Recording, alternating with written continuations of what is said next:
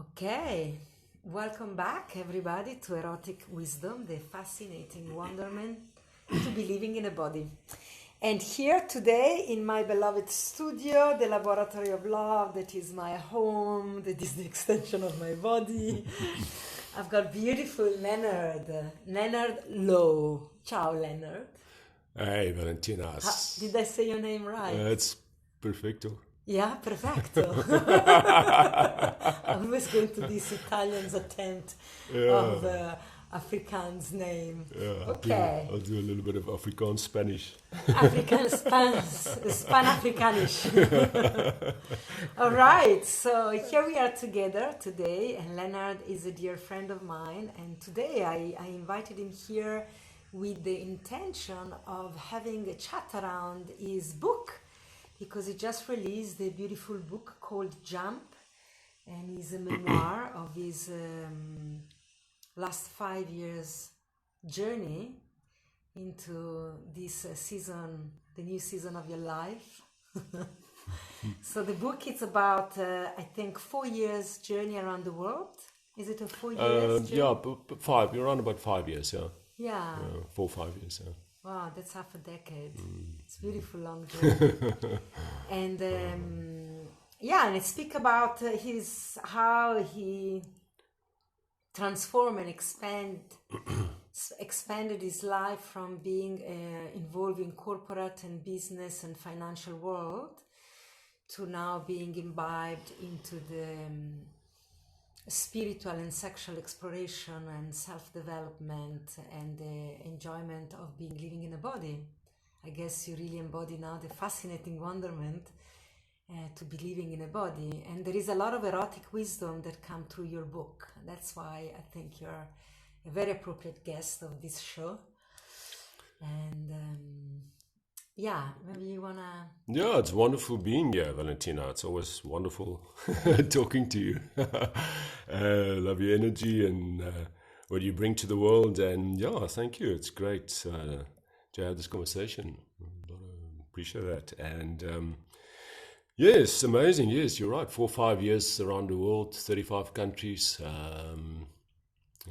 Just really living the magic of the universe, and you're really open to and receptive to the magic that's all around us that we don't always see. So really open and expanded, and It sounded, when I read the book, that was your introduction to erotic wisdom, to the wise way to live in the world according to the wisdom of the body, instead of just following the mind that tricks and trigger and avoids and is terrified to being discovered and uncovered, and the body longing for true connection and with humans, with self, but also with reality at large, with nature and the invisible realm. It's been really beautiful reading your book, actually, because it's very vulnerable. One thing I really honor you, it's your courage. I mean, I was speaking about it yesterday, and we had this conversation. When I picked up your book first, then we had a lunch, and the first question I asked you, have your kids read the book? Because you've got 2 children in their early 20s, pretty much, yeah? Yes, my son is now, God, what is he? He's 22 now, and my daughter 20. They were 15 and 17 when I started the journey, and they often, I'm sure we'll talk a bit about that, accompanied me on for their school holidays, would come out to me wherever I was, and we would travel backpack together, very basic, staying in a hostel together, and so so they've seen part of the journey, and lived it in a way. To answer your question, no, they haven't read it yet. I've given them each a copy, and they both, you'll see in the book, they appear there, and they are such conscious beings, and they're so open, and we discuss sexuality and everything. It's amazing. They are what they discuss with me. So that's just really wonderful to have that in my life. But they haven't read the book. I asked my boy the other day, I asked my son the other day, and he said, Dad, I'm a little bit scared to read it. But when the time is right, they will read it. But they've got a bit of an insight to it. They were at the book launch that we had in the book lounge here in Cape Town. Quite packed, quite a big book launch, and they were there. And my publisher, Melinda Ferguson, we had really very open, direct questions there and stated some stuff, so they know a bit of what's in the book. So I don't think it would be too big a shock. Yeah, but it's hard to look at your father and your parents as human beings. And also this thing that as grown up, we do have an active sexual life. And I remember when I was 17, I believed that my mother, that was then 44, didn't have any sex. No, little did I know that, we saw still quite active and even saw more. Sure. Because sexuality becomes such a bigger journey. It's not just about the body. Mm-hmm. And so I think it's a big piece and as parents, perhaps also we don't really want to accept that our kids, some generally, parents struggle to accept that also children are sexually active. There is this taboo a little bit into interrelationship, family relationship. And I mean, your book, the beginning of your book is highly erotic, borderline hot pornography, which is like really catchy, because I remember a lady gave me the book when I collect the book, your book, another friend passed it on to me. And she told me, you make sure you bypass the first few chapters because it's quite intense, but then it gets better. And when I picked the book, I thought, fuck, the first 3-4 chapters were really, really hot. And I thought, what do you mean it gets better? It can't get better than this. So I think you started it in a really good way. I really honor you. It was very courageous because, of course, you really exposed yourself. And I think coming from a conservative background and work, and everybody's gonna read your book. Your work colleague, your kids, your ex-girlfriend, your friend that maybe had no clue about your life, and you really open yourself up completely. Drug addiction, sex addiction, it's a big taboo. And, how does it feel? Is the ultimate liberation perhaps to just put it all out there? Yeah, no, exactly. And I often tell people that, not everyone, but some people, when they get a book, I say to them, just go through the first 3 chapters, just hang in there, go through it, because there's obviously, this book has got a lot of triggers for a lot of people. You can imagine that, there's so many, and we can talk maybe about that, both for women, both for men, both for people with kind of on the money part, both. There's so many triggers on this, but but then you get people like you that actually those first 3 chapters are just beautiful and wonderful, and it's experience, life experience. They were also hot. You write really well, and I think it's like we all have sexual desire. Sure. It's in our being, and I think to begin with that, to break the ice and really come really vulnerable with what we all dream or desire to do. And I imagine many people only have fantasy about what you were doing and never really implemented in their life. And sure and I thought was very real, made it really, really real. No, thanks. For me it was. Now, when I wrote this book, memoir, I thought if I'm going to write a memoir, if I'm not authentic and open, why bother? Yeah.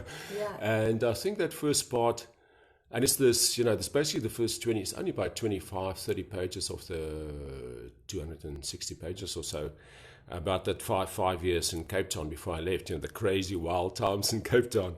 But, it was so important to be authentic and to be real about that. Because later in the book, I write about a lot of other stuff and a lot of, learnings and awakenings and awarenesses and stuff, and to be authentic about that, without being authentic about the stuff before, it's not really, that's not really fully authentic. Yeah. So I felt it was important to put it out there. And what I think, what I find is that it is also creating, a link for a lot of people, living that life. It makes it real. It makes it real for, I kind of hate the word mainstream, but the broader scope of people out there can relate. And I think that's... Exactly. That's what sense. I feel.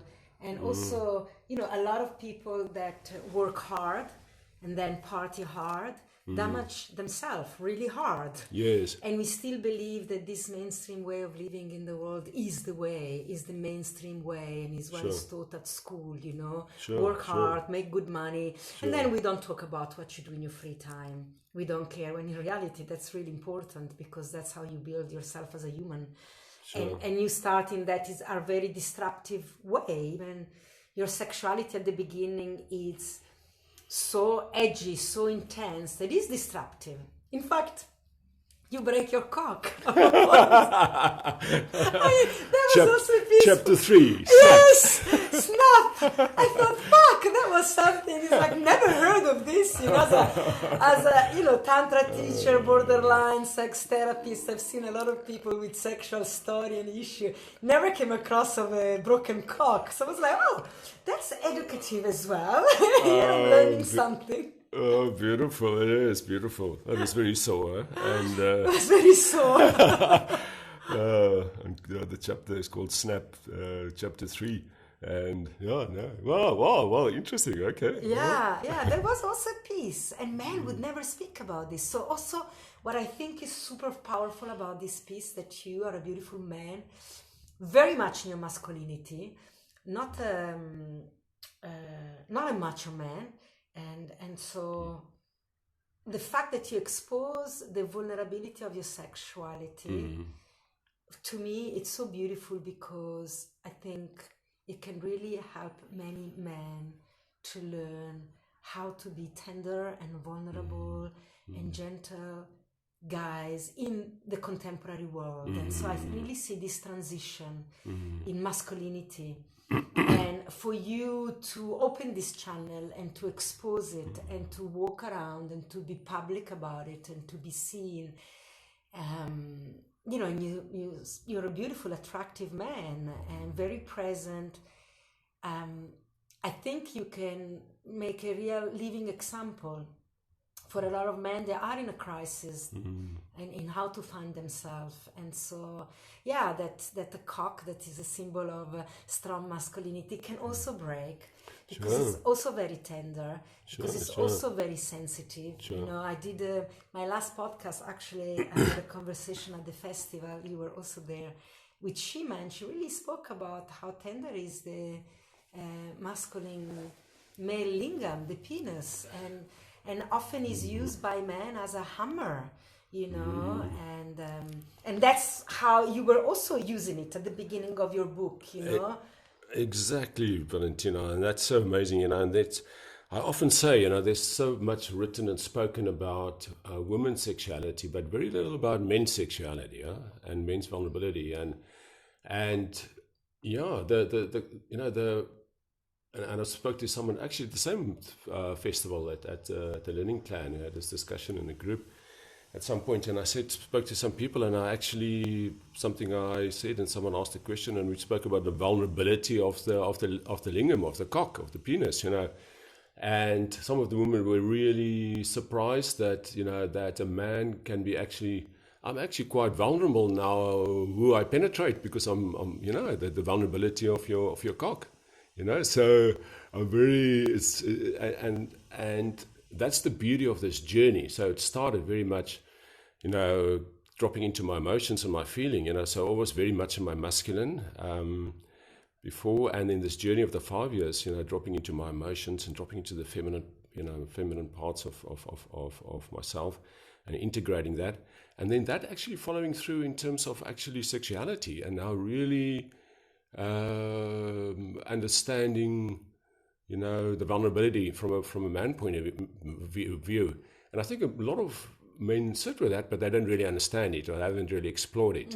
And I think it's beautiful, I think, for women to also hear that vulnerability exists not just for women, you know, lying. And I mean, you know, we did some of those sacred spot massages, you know, that's what we talk about in the book, but not just for a woman, you know, lying on her back with her legs open and being penetrated. Obviously that is quite vulnerable, and that's, everyone sees that as vulnerable, but what is not always that clear for a man then to enter a woman, that's actually really vulnerable also, once they are connected to their heart and to their emotions. if you're not and you distance yourself from that, and it's just, about, as you say, using it as a hammer and fucking, there's a place for everything. Ramming yourself inside the body of a woman instead of gently, cautiously explore this uncharted territory, because every penetration, it's a new movement into the mystery. It's always new. If we understand it, that every time is new, then the penis is very vulnerable, because it goes in head first. That's exactly. And it doesn't know where it's going. It's this dark place, and it's going in this. So, if I heard myself now, let's say 5-7 years ago, I was listening to this interview, I would have thought, what the hell? What drugs is this guy on? I want some of those good stuff. But, because obviously it wouldn't have made any sense to me. I would what are you talking about? I'm not being vulnerable. I've got this strong, hard cock, and, I just fuck who I want, and it was always a beautiful, even those 20-30 pages, it was always beautiful, consensual, and it was with friends, at my home and there, and on the Clifton Beach, crazy parties, but it wasn't very conscious. But whilst now, I'm just in such a different place. I still love penetrating women, but I just comes from a different place now. And I really kind of don't do that easily anymore, or that often. It's a big responsibility. It's a big, it's beautiful. You speak about it in the book. You realize that it's a massive responsibility to enter the mystery. It's a big decision. It's a big moment. It's easy to move energy around, and someone on a dance floor, and even afterwards, and energetically make love. But I do find that for me now to penetrate is, it's very vulnerable. I go there, I go there very with big awareness. It's like taking, as you speaking, I'm having these images coming in my mind. Even like taking medicine plants, like in my early days, I used to take hallucinogenic to escape life. Yeah. And now I take medicine plants, which has a hallucinogenic component, to enter life. Yeah, beautiful. To understand life. And bring that back into my wisdom. And sexuality becomes the same. The beginning of your book is clear that you fucking to release tension at work. You fucking because you might not really are aligned to what you do. You need to, there is that sense of looking for something there. But of course, without the vulnerability, if you never admit it, that's never going to be a teacher. But when you become vulnerable, then sexuality become a practice to enter life, not to escape it. That's exactly. But to really enter the wisdom of living. That's exactly. And then that's, further in my book, I talk so much about that, like making love to a woman is like, with an open heart is then you're ready to get to know God, Yes. Making love with God and with the universe when you do that. And very much the same view, also use a little bit of plant medicine on the same basis now. And then definitely sexuality is very much like that, Yeah, because it's trippy also when you go heart first instead of head first. Oh, man, there's some parts in the book there where, Prague and, and then later in the book when I, connected there with a beautiful woman and afterwards, I was there for 2-3 months living in Prague, and afterwards we would walk down next to the river after making love for like 2-3 hours. We had beautiful lovemaking. And fuck, I was high, higher than any drug I've taken before, just walking there, and it would last like hours and into the next day, like super high. And that is just from making love without anything, any other. Because you develop this heightened sense of perception in the body. The whole body gets awakened, and that's what's the full body orgasm. That's it. It's a way of living, actually. It's not temporary. Yes. In the tantric tradition, in New Tantra, often we speak about 3-4 hours orgasm, and I see how people goes, oh wow, amazing, I want that. But in the tradition of Tantrism, we say 3 hours only, 6 hours only. What about a lifetime? That's exactly. We're going for the lifetime orgasm. That's exactly it. That's where you come. That's your state of being heightened all the time. Yes. That never ends. Yes. And that's when you join in this state of flowing harmony that is already existing. Yes. But when you get penetrated, when you get wide open, also as a man, then you can let this reality vibration enter you. And then the orgasm, it's your state of being. Yes, and exactly. And for me, there's different routes for different people and stuff. But for me, the sexuality and the life force energy was just such a powerful, fast route of getting there. I mean, I think it's also beautiful sitting on a mountain and meditate for 10 years. I don't know anything wrong with that. But and that's also part, I suppose, of the journey. But for me, entering the state by using the life force energy, making love, so like that example of like a few hours making love, and then you go walk and you just walk in nature and you are actually still making love, Yes, exactly. you're not with the woman anymore. Yeah. She's kind of left to go to another place. You kind of walked out of the apartment. And you walk down the river for like a few kilometers, but you're still making love. You're making love with the trees and the river and the universe. The Gaia. You're with that other woman. Yeah, with Gaia. the beautiful Gaia. Pachamama. Sexy as Pachamama. Yeah, that's how to live a good life, no? Yeah. And also one thing that really, really touched me about your book, I would like to talk a little bit about this because, I think the vulnerability of men, you spoke earlier of a woman lying on her back with her legs open, and many men just ram themselves inside a woman thinking of bringing something into her, either getting their own pleasure, so taking from her, or bringing something to her. But very few men understand the level of trust that a woman must have to open herself up in her depth. Sure. And I do believe if many men would have this experience themselves, then the quality, as you say, of penetrating a woman changes once you've been penetrated. Once you know what it means, the level of relaxation that is required, the level of trust, the level of connection. And then as a man that penetrates after knowing what it means to be penetrated, wow, the awareness is completely different. And a woman can feel that. And then there is reverence, and then there is honoring. It's like, wow, you are letting me inside of you. Wow, thank you. Gratitude, humble reverence. Sure. And in the book you speak about this experience that you have few time of being penetrated ritualistically in a very safe container in a context of a retreat.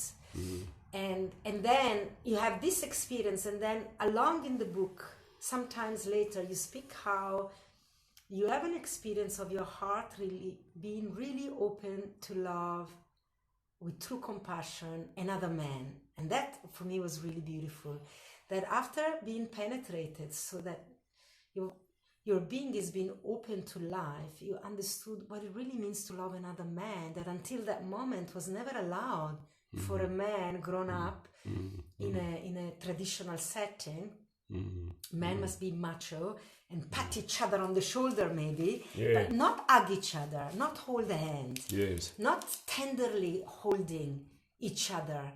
And would you like to speak a little bit into this? Yes. Oh man, I just love sharing this, Valentina. So I, regarding the vulnerability of being penetrated, maybe start with that first, and for a woman and then for a man also. Yes, I mean, for me, I've been lucky that I've always, I suppose in some way, I have always been kind of to some level quite connected to the inner feminine, because I've always been very aware, maybe also growing up with a lot of women, a mom and two younger sisters at home.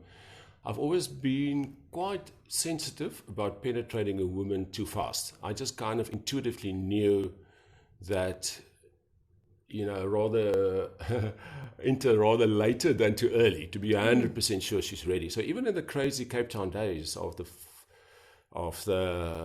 5 years, the first 20, 30 pages in the book, where for a whole weekend, not sleeping, and like 2-3 women at home, and it was very much like that, and I suppose that's why the woman kind of came back, and brought their friends. Yes, and brought some friends along and so on, and because I was very conscious about it, I was very much aware, and it just kind of happened. There was never any pressure on anyone. It was always just flowed.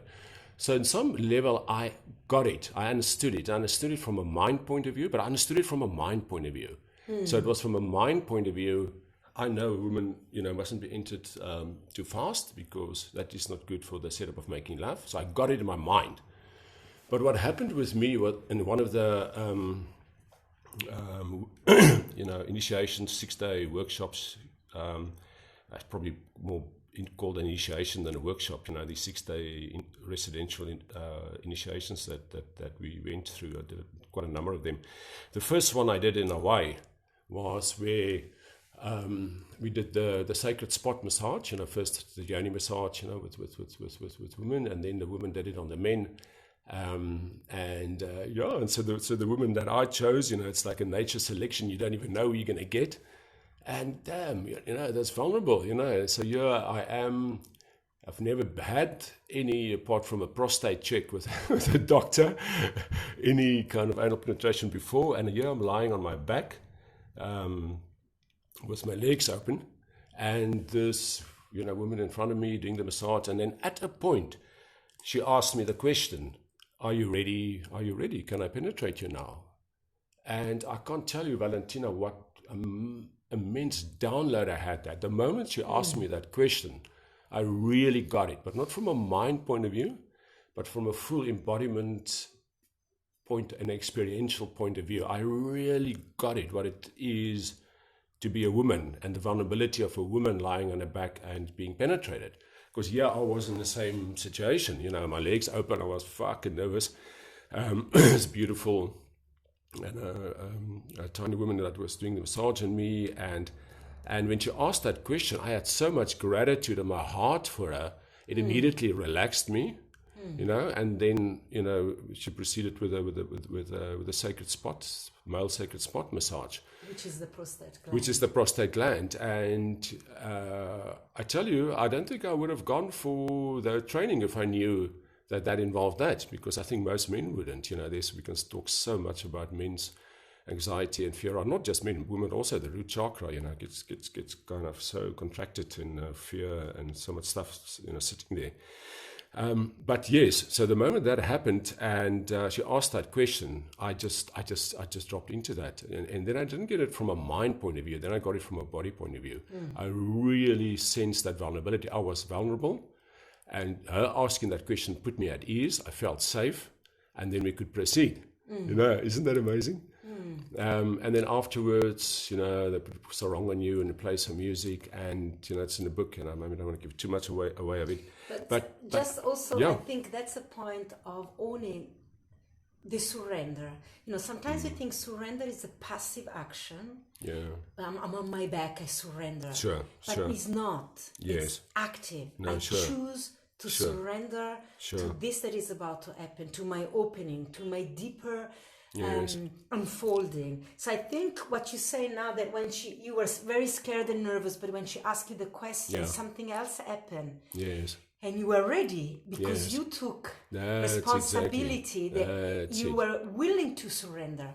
It wasn't passive, it was active. That is an empowering piece. That is so fucking important, and that is so important not just for men, but for women also in that space. Because I'm not a woman, so I don't want to kind of I'm aware of that. But I think often in that situation, women could be in a space where they allow and they don't have the active surrender. Yes. You're going in allowing. They're going to be into it. Surrender is passive. Surrender is passive. Okay, exactly. I'll just lie here. But That's exactly. to be asked and to be said, okay, I'm going to allow this to happen. And it is scary, but I'm saying yes to it. That's exactly. Then becomes a spiritual connection. That's exactly. And if they just allow, and then some other stuff happens, some hidden resentment come underneath the surface in the relationship. So what talk about a lot. But what happened to you then? Sorry, I interrupted you there. So let's go back to you. You said yes, and then. Oh yes, yeah. And then, as you said, beautifully put, exactly. Then it was like, wow, I felt at ease, I felt safe, and then I could actively, surrender, and that's beautifully put. Yeah, and then later when the music was playing, and good God, man, once again, an experiential thing happening, even though, and it's quite clear in my book, even those crazy first few chapters, I've always had a lot of love and respect for women, even though, I had this so it always came from, I just love the feminine. I love the outer feminine, and now, but then when I was lying there and the music was playing, and I just dropped into such into such compassion. Almost get emotional just thinking about it now. I dropped into such compassion for womanhood. I actually felt, the hurt and the damage over the thousands of years that has been caused to women. I'm sure to men also, but for that, in that point of view, I felt my inner kind of womanhood. It wasn't a mind thing. I could feel almost the woman inside me, and I could connect with the consciousness of womanhood, and being burned, which is on the stake, patriarchy, all of the stuff. I could really so sense that, and I started crying. I was lying there, crying, and the woman that was sitting with me was just sitting next to me, holding my hand, and it was such a beautiful experience. And you remember, this is now the guy, at the beginning of that training when, we had one of the emotional release exercises, from also started connecting with emotions. But prior to that, the last time I cried was, I think, was at primary school, so I wasn't really a guy going around crying a lot, So it was a beautiful experience tapping into that, and a way to do it, to not just into the emotional body, but also to tap into the inner feminine. And I'm a really firm believer, as Osho says, what you know in your mind or what you read in books, that's all cool, but it's just borrowed. It's only the stuff you really, really experience that's yours. So that was a beautiful gift for me. Experiencing that, it really became, I could feel it, I can now transmit it. It was a very, very grateful for the experience. And then I've got a confused memory there. Did it happen again with man on man? Did you have another experience with the... To get back to the second part of what you spoke about earlier. Yeah, then with men, what happened is, at a later training, and I don't want to give too much of the book away, but and it was like... But this is a good teaser. Everybody wants to buy this book. Shall I talk about it? To know. Yeah, but we should give it one of the later too trainings. Many detail, but just... Yeah, exactly. It's like in a later experience, get different levels, some of these trainings, level 1, level 2, and there was a different level 2 or something. And this time, it wasn't gender specific. Good God. I mean... If I knew that, I would have definitely not gone to level 2. I would have wow. I mean, I'm quite happy with the woman. And then after that, I was quite happy, with the women, and there is in the book a lot about my time in Israel, sacred sexuality there. I was part of the community for 3 months, and Priestess Sharon, and we did a lot of the sacred spot. So I was quite comfortable then with the women doing it. But then it was a new experience now, in a nature selection, choosing a man in that space. And the interesting thing is, afterwards, I just felt so empowered. I'm going towards detail now. It wasn't a very long, it was relatively short. It was very tense. But afterwards, I felt so empowered, and it actually, in a way, changed my relationship with men in a big way. That, and then there's a later stage in Prague, which also changed my relationship with men in a big way. And now it actually shifted it, where, especially in countries like South Africa, I mean, not just South Africa, I mean, I think Australia, America, a lot of places similar, where men are not really, it's not, guys are not really tactile, you don't really, it's all like, Raphael, how are you, kind of thing. Guys don't really hug each other. And after that, it really made me very comfortable just to stand there and hug a guy for like 30, 60 seconds, if someone in a workshop, a long hug, a long, real warm hug. Yeah. And also in South Africa, homosexuality was also illegal until pretty recently. Yes, and all of that. So to be friendly with a man was quite dangerous. Yeah, and then, I mean, especially Cape Town, you walk around, you hug someone to you get all the different tags on you, so people are so scared, to be tactile with the guy. And the beauty of it is that it made me so comfortable with it. It didn't change my sexual preference. I'm still, I'm still not sexually attracted to men, but that's just a preference thing. That's not because of anything else. But now I can hug them and be with them, and I can be in a close heart space without thinking, now this is weird or strange. Yeah. Isn't that beautiful? You can be in a brotherly open heart space with other guys. Yeah. Which is beautiful, and I think that's what a lot of men is missing. A lot of men are missing, And some of these trainings we really do, days where it's brotherhood day, and then it's a days where it's a sisterhood day, and And I think a lot of men and women haven't experienced that brotherhood, Yeah, because also, this came up recently also in my life and in my teaching, that when men don't trust each other, women can't trust men. That's exactly. Because if you don't trust your brother, why should I trust your brother? Yes. And often also in these practices where men are comfortable with partnering up with women are easy with each other, they always have been, but men are not easy with each other. And the point is, for me, that if a man cannot receive the body of another man, his own kind, it means he cannot actually receive himself. When a man thinks that a woman had sex with another man and is disgusting, and he put his cock inside of you, and whoa, big betrayal, it's because underneath this one man thinks his own cock is disgusting. Underneath he thinks that cock is dirty. Yep. So he thinks the other man is dirty, but underneath it all, that himself is dirty. And we women are exposed to this. And we feel it in our being too. So when a man doesn't trust himself and other men, I take that mistrust inside my body every time I make love with that man. And in a sense also hinder my ability to really surrender.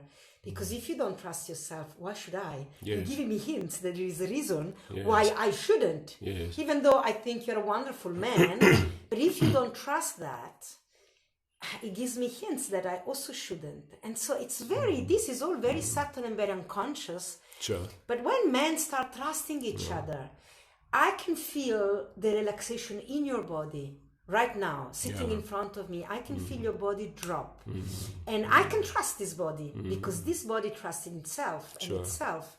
And so it changes the relationship of man with man, but also it will change the relationship of men and women. For sure, Valentina. And men and younger women, fathers and daughters, so that the father doesn't have to mistrust every boy that comes around your girl. Because that's when you don't trust yourself. Beautiful, Valentina. Beautiful, and that's exactly it. I mean, and I referred to the Prague situation earlier with another setup where this happened with me, is that, and I won't go into too much detail, but where I was connecting with a woman there, and she was connecting with another guy, actually a long-term partner for a long time, and it's in a book. And on one of the days, it became quite clear that she's just been with the guy just before, and I won't go into the detail now. I think read that part is quite a sensitive part. I think in a podcast it's better to read it than to put it over, but how I came aware. But when I became aware of it, I kind of, and then afterwards she left and I walked down the river again, and I could have gone either way. I could have gone like, oh wow, that was disgusting, or I could have gone the other way, and I didn't know what to do, what was going to come up. I just went, I'll go for a walk, let's see what comes in. And good God, what came flooding in to me, and I remember now I was this alpha male, very much my woman is my woman kind of space before. But as I walked down the river, and remember I've never met this guy before, as I walked down the river, I just felt such love for this guy.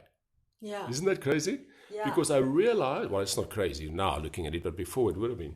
Because I then felt, but listen, I'm connecting with this beautiful woman. She's connecting with this long-term, a long-term partner of hers also.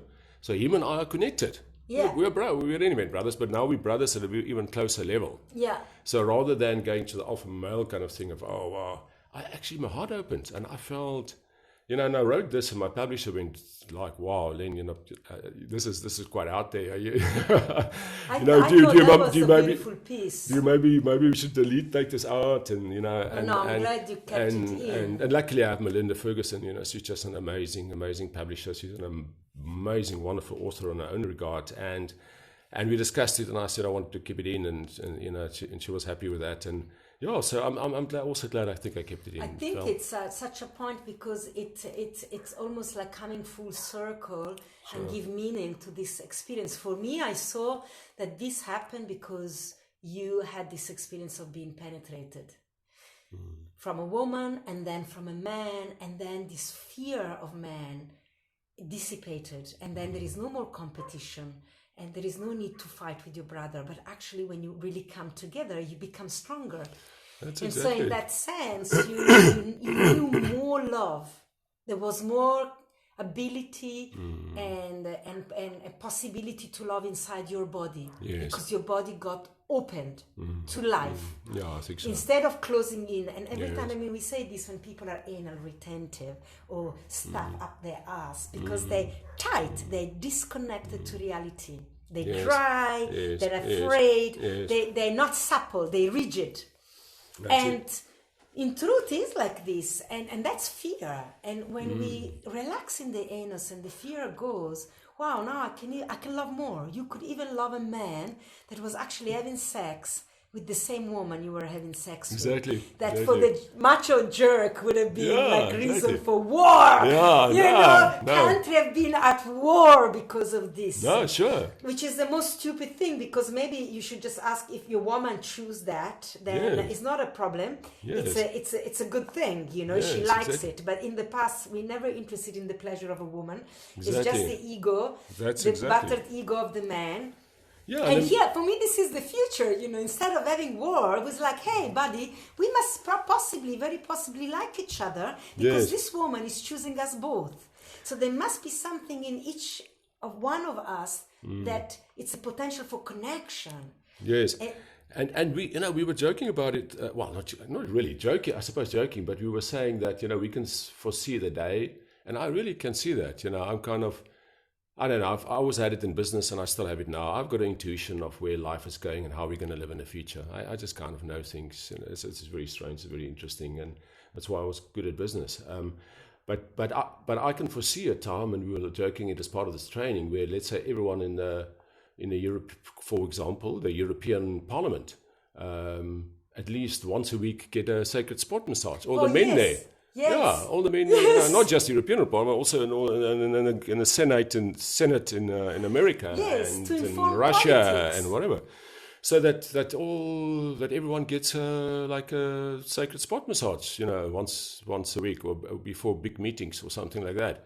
Yeah. You know, That's evolutionary. yeah, because the saying you're a tight ass. I mean, there's a reason, you know. Yeah. So people hold so much tension and pressure there. So I can really see Because when that. we are afraid, we make different choices, and the choices are aggressive often because we protect. It comes out of fear, and it doesn't Yeah. come from love. Yeah. And there's always an enemy out there, and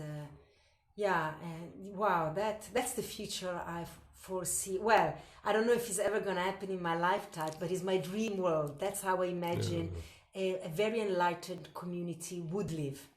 And that's when I think about Khajuraho, you know, those temples in India where everybody just make love. We've got all this figurine outside the temple of people making love wildly in groups, or 3 or 4, even with animals, you know, bestiality.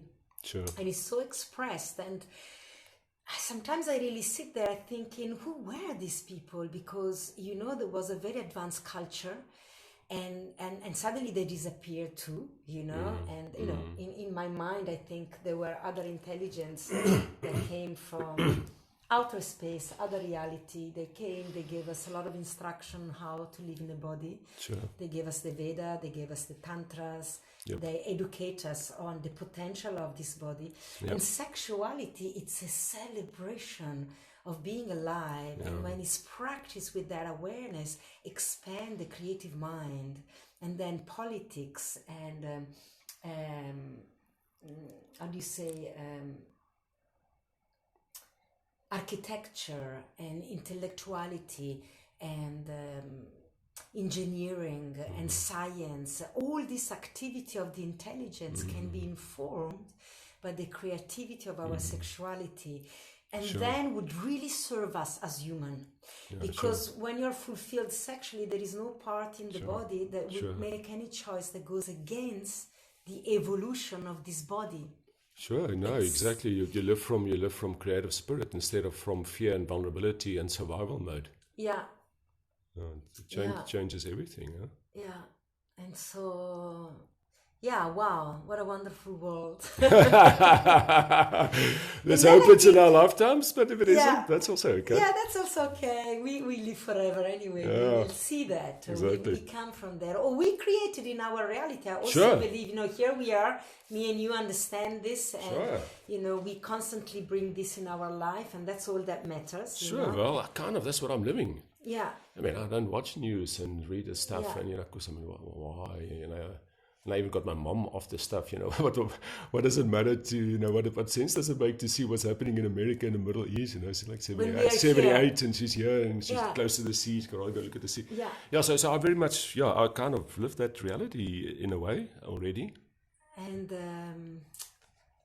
I wanted to get you to talk a little bit about how the book ends, because I've also felt it was quite beautiful how it ends with the death of your father. Mm-hmm. So again, there is this journey through masculinity. That's how I see it in the book, and the way you sit with him, it's so tender, and perhaps, do you think you were able to be so present with him because you explore your sexuality as a man in those years previous to his dying, very close to his dying, and then there was a presence in your body and a lack of fear to be able to be tender with another man? Sure. Because some son and father relationship are quite hard. Sure, also, sure. especially in this country, Sure. where we had to be stoic until the end. And is that true? And I felt it was so tender how you spoke about that passage. And for me, it was like the real pearl. Because I mean, also, sex and sexuality is to teach us how to be human. It's not to his own end. No, it's exactly it. Then we can be really present in what life brings us. No, for sure. I mean, if that happened, his death happened, let's say prior to this, 5 years ago, I would have handled it totally different. I mean, I've got no doubt about it. I had the question the other day, and I would have been very, sad. It would be difficult to handle it. And me and my dad luckily had a great relationship, and me and my mom also. I'm very blessed that, I mean, we all have our stuff from childhood, obviously, and family stuff and siblings and mother, father stuff. But generally speaking, I really had a great relationship with him. So even I will always, as it's talking, as I wrote in the book, we were in a good space. But, he was part of the silent generation, another guy that talked about his emotions, a real kind of macho guy. And we played golf together and went hunting, and, we had and drank, beers and whiskey together. And so very much in that space. And so not much, the silent generation talking about this stuff, but on the surface level, kind of quite a, very connected and so on. But then, when this death happened after this 5-7 year on this journey, it was just so different. I mean, I actually, I was saying the other day, and I wasn't, when he died, I wasn't sad. I don't get sad when people die anymore. I mean, there's a tenderness, but there's not the sadness of that and a loss and all of that. I mean, he was 78. He had a beautiful life. Him and I had a beautiful, we had a great relationship. We had good times, good times, bad times, but we had a beautiful times together in this physical reality. And when he left this reality, he was just moving to another form. So there's no loss really. And I felt the next day, and especially, and I still feel him. I actually feel him in the room now. And I felt the next day, and then I went up the coast, the West Coast, finishing the book, and I could feel him around me. And that's when I wrote actually that chapter. It was like a few weeks after he died. I wrote one of the last chapters, and second or third last chapter. And I could feel him around him, and I was at such an immense body knowledge that in a way nothing has really changed. He's still there. Maybe his physical body isn't here, but he was also sick this last few years. He was in bed and so on, but his essence is in, is here, and our spirits are there, and and then couple of days before we passed that discussion we had. I mean, I'll leave it in the book, not expand maybe too much on it unless you want me to. Yeah, you're not. You can share it. Shall I share it? Yeah, share it. I think it's such a beautiful piece. Okay. So he asked me, one day, and this is, and I mean, he was really kind of on his last legs, Parkinson's, advanced cancer, and but still quite his mind, still quite awake. And then one day he just asked me, it was just him in a room, and he asked me, on my journeys around the world, the last 5 years around the world and all of that, and obviously know what I was doing in this whole spiritual awakening path. He asked me, so have you found out where do we go when we leave this earth? And wow, I was like, as I say, a silent generation guy. He never spoke about it, emotions and stuff. So that was really a question that me and my mom would talk about things like that, but me and my dad would talk about business and about, maybe the golf course and so on. But, and I was just so taken, and I could see the vulnerability in him and asking that question. And I also could see that he was very scared. So for him to just ask that question coming from where he was coming, the silent generation, kind of macho guy, macho in a healthy masculine kind of way, very much as quiet, strong, silent masculine. But I knew that for him to ask that was quite a thing to ask. And I could just, I gave him the answer. I answered him and basically just said to him,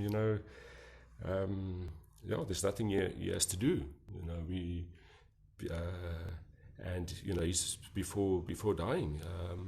All the stuff we were told about heaven and earth and all of that, that's all bullshit. And we are perfect as we are. We come to this world perfect as we are, and he's perfect as he is, and that his spirit won't die, and neither would my spirit die, and that our spirits will always be together. I think it was so beautiful that he asked for wisdom to you, to the son, because in that generation also they had to keep it up, that they knew everything and never showed their vulnerability. Sure. And it feels to me that he could sense that you knew. When we come to this open awareness, we feed everybody around us. So like you changed, and your father also had a hint of expansion, because you opened up, and the vulnerability to ask you for wisdom. I felt that was, what a beautiful piece, that as he died, you could pass some wisdom to him. It's like this giving back, and because we are born and they're there and they teach us all we know. And to be able, I think, it's a privilege for a parent to perhaps die in the presence of your children, so that they can be there when you pass on, because they were there when we arrived. And now we can be here when they pass on and pass a new piece of wisdom. You have the upgrade. I thought that was such a beautiful way to, organic way to end the journey in your book. Okay. And you touch into money, business, sex, and death, which are the biggest taboo, and source of wisdom, and the threshold, the biggest teaching we have to work with in our life. So I think to add that piece on that was really powerful in your book, because it really grounded the journey with sexuality, which is about living and dying. Sure. We call the orgasm a great death. Yes. Not for nothing. Yeah, exactly. Exactly. Yeah. No, thanks, V. Yeah, wonderful. So I think maybe this is a good place to close this time together. Hey? Yeah, it's beautiful. Thank you. It's. So if anybody would like to get in touch with you, where would they find you? Are you available for connection? Do you offer session work for men, perhaps? I'm just throwing it there. If you haven't, you maybe could consider. I've had a lot of people. Some mentorship program for men.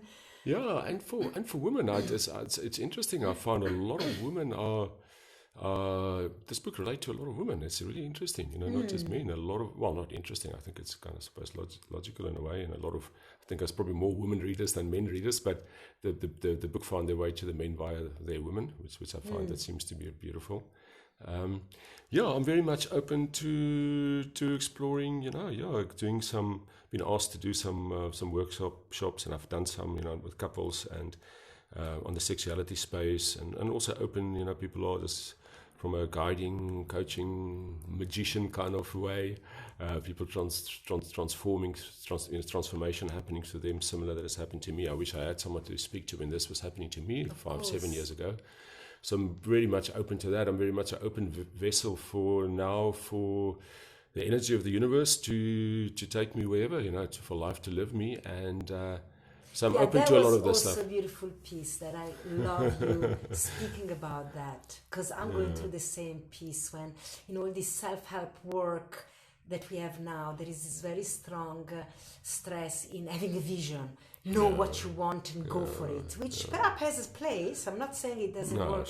But for me, in my temperament and my personality, I'm like you say, I'd rather be open for life to leave me.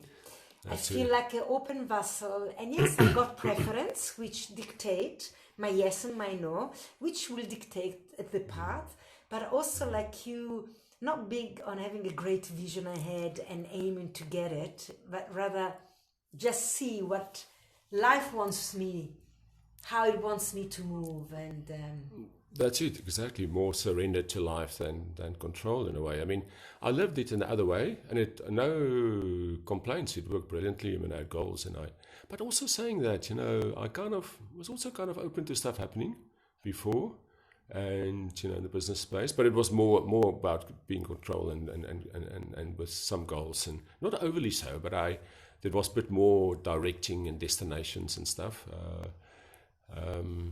Whilst, now I'm very much more in a receptive surrender space, as you say, and I'm living it now. It's a bit of a dance, So I've been very much in that open surrender space the last year, seeing what life is bringing me.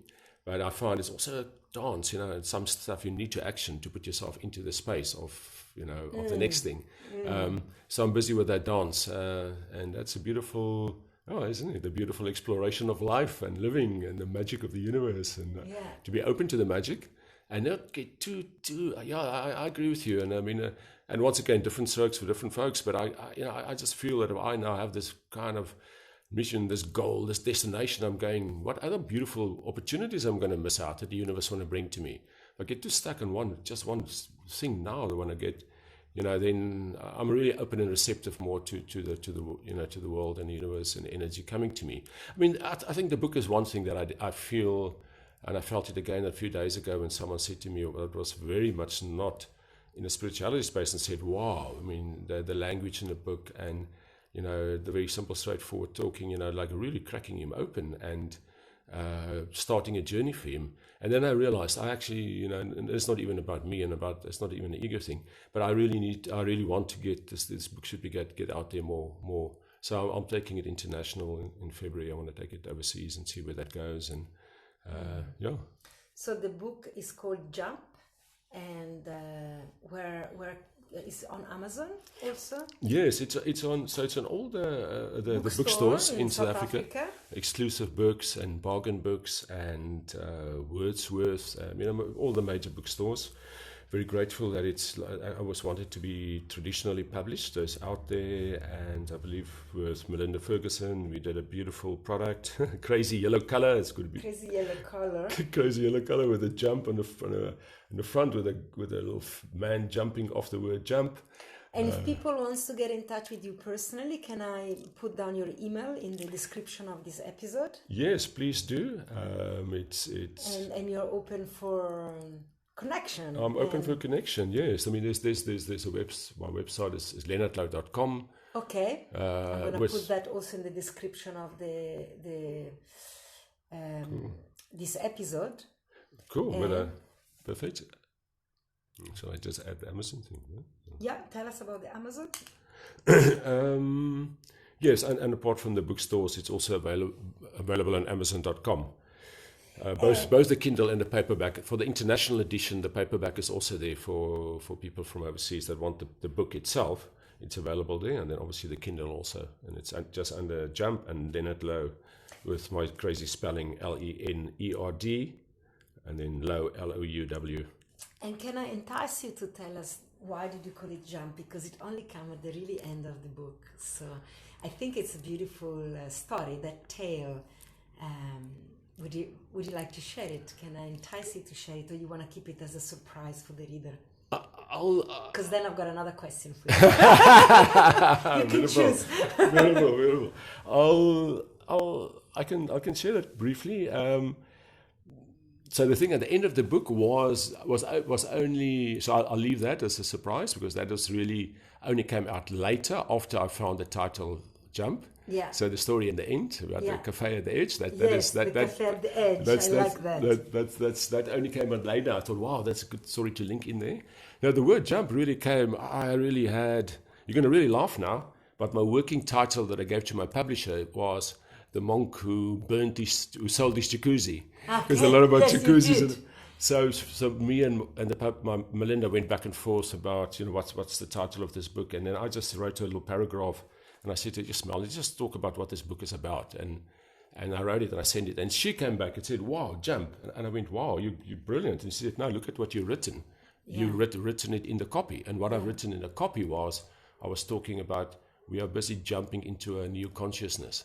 Yeah. Isn't it interesting? Yeah. So that's actually out there. It's a jump. Okay. It's an inner jump into myself and all of that. But the word came out when I wrote to her, it's about a lot of, the jump into this higher consciousness that we're going into, so all we're of us. leaving the story of the cafe at the edge, which I really love for the readers. And that's another reason I thought that really linked to the title Jump. So read the book to the end until you find the story of the cafe at the edge. And so I generally have two standard questions amongst this conversation that I'm having on this podcast. And the one is if you can share a moment of erotic awakening, but I'm not going to ask you this question because your whole book speaks about your erotic awakening, I think. So I leave the people to read the book, and it's about your erotic awakening. And so the other question that then we can just wrap up this time together is, in your opinion, in your experience, is life a dream, or dream help us to live better? Or what's the second part? It's life a dream, or dreams help us to live better? Is life a dream? Or does dreams help us to live better? God, I don't know. Could be both. It could be both. I don't know. Do you think life is a dream, or it's more real than your dream, or the dream are more real than your life? Can you dream your life? Yeah, I think you can. I think maybe it's both, and maybe it's opt-out, but I think it's both. I think we come here to experience this amazing thing, and we come here with a pre-planned dream, but whilst we're in the dream, I think we can almost change the dream also, almost like, like the lucid dreaming, the lucid dreaming when you're dreaming and you're dreaming and you can direct it. I think kind of that's the way I see it. We're here to really experience life and experience this dream, So life is a lucid dream. Life is a lucid dream, maybe. Maybe there's the answer. And I think what I'm trying to do is just to live it. Yeah. And I don't think that's what we're here to experience, and not to ask. I kind of don't ask too many questions anymore. I'm just really try to be as present as I can in this lucid dream. Yeah, beautiful. Yeah, thank you. That's really beautiful chatting with you. And as you speak here, all this flashback from your book come up again that I really resonated with. Also, you mentioned this at one point. People look for answer too much, and they forget that the living is the answer. Sure. It's not going into a mental state of describing too much what life is about, but living it fully. Sure, exactly. Agree. So awesome. Thank you so much for saying yes and to be here with us. And I hope your book really make a great success and awaken so many more people. So we will have a sacred spot massage in the parliament. Thanks, Valentina. I really enjoyed this. It's beautiful talking to you. It was wonderful being in your energy. Yeah. Very grateful. Thanks for that. Yeah, Love you wonderful. madly. Yeah. Ciao. Ciao, ciao.